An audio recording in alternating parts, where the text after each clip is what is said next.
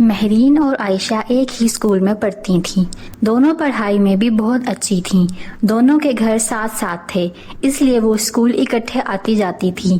دونوں گھروں کے بیچ میں بہت اچھے تعلقات تھے۔ ایک دن ان کو پتہ چلتا ہے کہ ان کے اسکول میں ایک ٹرپ پلان کیا جا رہا ہے۔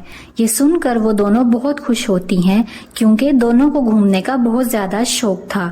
اسکول مینجمنٹ بچوں کے والدین سے اجازت لے کر ٹرپ کے انتظامات کرنا شروع کر دیتی ہے۔ سب بچوں کو ٹرپ کا بے صبری سے انتظار تھا۔ وہ ایک ہفتہ پہلے ہی اپنی تیاری شروع کر دیتے ہیں۔ مہرین اور عائشہ بھی بہت ایکسائٹڈ ہوتی ہیں۔ وہ اپنے ساتھ ایک کیمرہ بھی رکھ لیتی ہیں تاکہ وہ وہاں اچھی پکچرز بنا سکے۔ بالآخر وہ دن آ ہی جاتا ہے جس کا سب کو بے صبری سے انتظار تھا۔ سب بچے اپنے اپنے پیرنٹس سے ملنے کے بعد اسکول بس میں سوار ہو جاتے ہیں۔ بس چلنا شروع کر دیتی ہے۔ کچھ ہی دیر بعد رات ہونا شروع ہو جاتی ہے۔ وہ لوگ اپنی منزل سے کچھ ہی دور ہوتے ہیں کہ اچانک بیچ جنگل میں بس رک جاتی ہے۔ رات کے اس وقت بیچ جنگل میں بس کا خراب ہونا سب کو خوفزدہ کر دیتا ہے۔ پرنسپل بچوں کو حوصلہ دیتی ہیں اور ڈرائیور سے بس کے بارے میں پوچھتی ہیں۔ ڈرائیور کہتا ہے، میڈم بس بالکل ٹھیک تھی، میں خود دیکھ کر لایا تھا۔ اچانک پتہ نہیں اسے کیا ہو گیا ہے، مجھے کچھ سمجھ نہیں آ رہا۔ میں ایک کام کرتا ہوں، مکینک کو بلاتا ہوں، لیکن اسے آنے میں کچھ وقت لگے گا۔ میڈم یہ سن کر پریشان ہو جاتی ہیں۔ رات کے اس وقت بچوں کے ساتھ جنگل میں رہنا کسی خطرے سے خالی نہیں تھا۔ وہ بس سے اتر کر ادھر ادھر دیکھتی ہیں۔ کہیں دور انہیں کچھ روشنیاں دکھائی دیتی ہیں۔ وہ شاید کوئی گاؤں تھا۔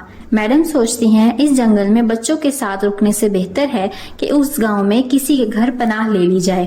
ویسے بھی گاؤں کے لوگ بہت مہمان نواز ہوتے ہیں، وہ ان کی مدد ضرور کریں گے۔ وہ سب بچوں کو بس سے نیچے آنے کا کہتی ہیں اور ان کو لے کر اس گاؤں کی طرف چل پڑتی ہیں۔ گاؤں میں پہنچ کر وہ ایک گھر کا دروازہ کھٹکھٹاتی ہیں۔ دروازہ ایک بزرگ خاتون کھولتی ہیں۔ پرنسپل ان کو ساری کہانی بتاتی ہیں جو ان کے ساتھ پیش آئی تھی۔ وہ ان سے ایک رات کے لیے پناہ مانگتی ہیں۔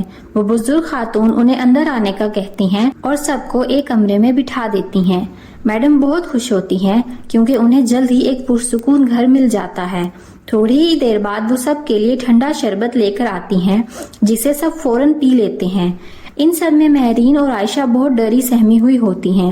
میڈم سب بچوں کو حوصلہ دیتی ہیں اور کہتی ہیں، بچوں پریشان ہونے کی بالکل بھی ضرورت نہیں ہے۔ صبح ہوتے ہی بس ٹھیک ہو جائے گی اور ہم سب اپنی منزل تک ضرور پہنچیں گے۔ زندگی میں مشکلات آتی رہتی ہیں، آپ نے حوصلہ نہیں ہارنا۔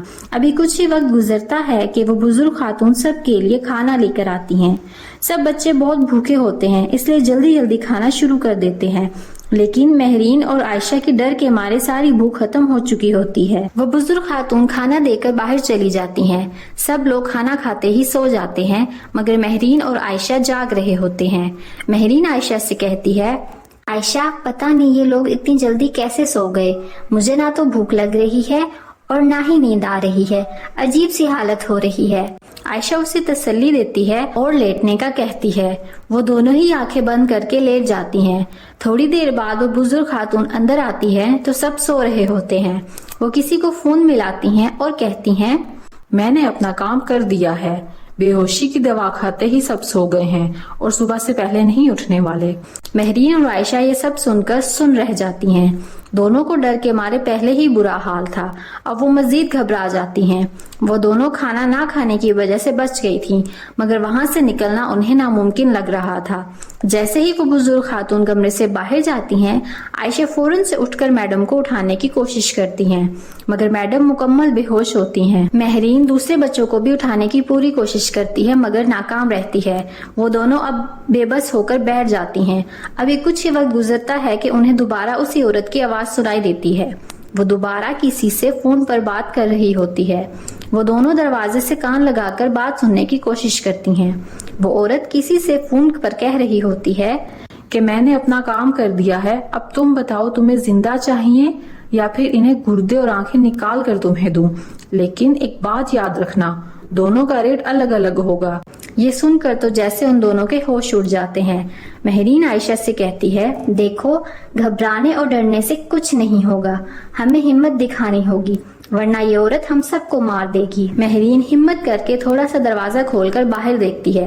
باہر وہ عورت ایک کڑاہی میں تیل گرم کر رہی ہوتی ہے اور اس کے آس پاس کافی سارے چاقو پڑے ہوتے ہیں۔ مہرین ایک گملہ اٹھاتی ہے اور پیچھے سے جا کر اس عورت کے سر پر دے مارتی ہے۔